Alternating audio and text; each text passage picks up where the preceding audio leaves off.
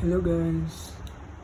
Sa video ito ay di-discuss ko kung paano mag-integrate ng naka-parenthesis. So meron tayong problem dito ng x plus 3 to the power 4 dx and then a minus z to the power of a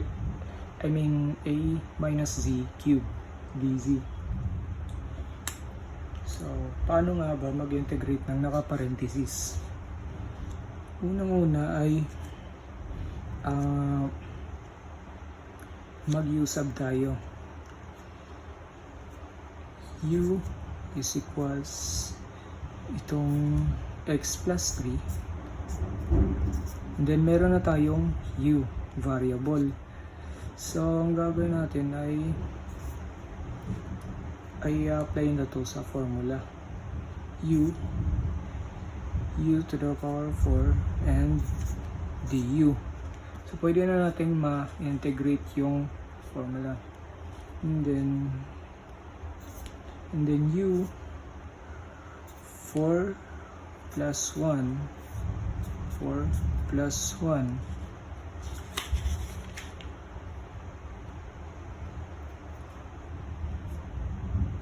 equals u to the power 5 and then 5 plus c. So hindi pa yan yung sagot. Pwede natin siyang ibalik, which is 5 1/5. Babalik natin u. Yung value ng u ay x plus 3. So x plus 3 to the power 5 plus c. And then, yan yung magiging sagot. Yan, itong problem naman. A minus z cube dz. So, mag-assign tayo ng variable. U is equal sa a minus z. So meron na tayong u variable, and then i-apply na natin u cube du. So ito, mapapalitan siya ng u, and then cube, and then dz ay du. And then, pwede natin ma-integrate u 3 plus 1, and then u to the power 4, and then 4 plus c. Hindi pa rin yan yung sagot. Kailangan natin siyang ibalik sa value niya. So, 1/4. And then, yung value ng u ay a minus z. So, a minus z to the power 4 plus c. And then, yun na yung magiging sagot. Next problem, paano naman kapag naka-fraction, kapag ganito? So, meron tayong problem dito na dx over x minus 5 squared, and then dy y plus 7 cube. So paano naman kapag ganito? So same pa rin, mag-assign tayo ng u variable dito sa x minus 5, and then i-apply natin sa formula du u squared. Ayan. And then, hindi pa rin natin siya pwede integrate.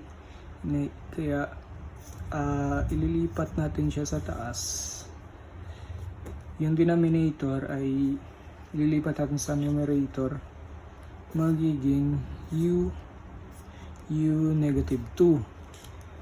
And then, pwede natin siyang ma-integrate kasi nasa taas na siya.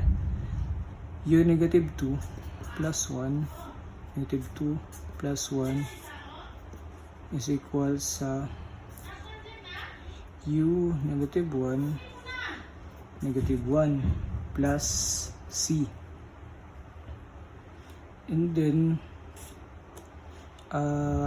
hindi pa to yung sagot. Kailangan natin siya ibalik sa value ng u, and then naka negative 1 power. Kailangan natin siyang ibaba sa denominator. So magiging negative 1 over u plus c. And then magiging sagot nito,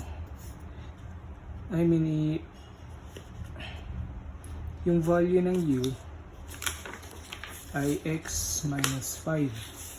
So x minus 5, wala na siyang power, and then plus c. Yan na yung magiging sagot.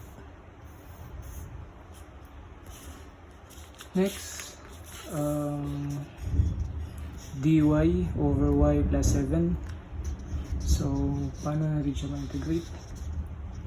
Then mag-assign tayo ng variable u is equals ito y plus 7, and then i-apply natin sa formula du over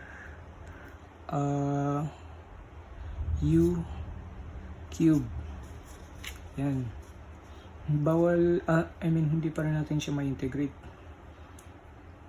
So, ang gagawin natin ay aakyat siya sa taas. Magiging u negative 3. So, ayan.